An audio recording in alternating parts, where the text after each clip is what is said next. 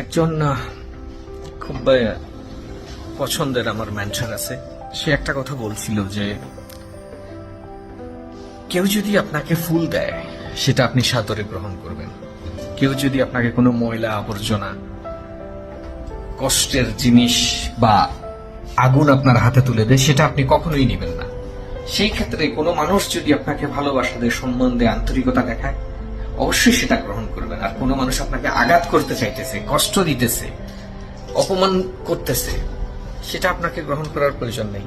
আপনি গ্রহণ সেটাই করবেন যেটা আপনার জন্য প্রয়োজন আছে, যেটা আপনার কাজে লাগবে, সেটা আপনার জন্য যা আপনার সবচেয়ে বেশি প্রয়োজন জীবনে। যেটা আপনার প্রয়োজন নেই, যেটা আপনাকে কষ্ট দেয়, আঘাত দেয়, সেটা গ্রহণ করার কোনো প্রয়োজন নেই। সেটা যে দিচ্ছে তার কাছেই থাক। Let it be with him. You should not receive that.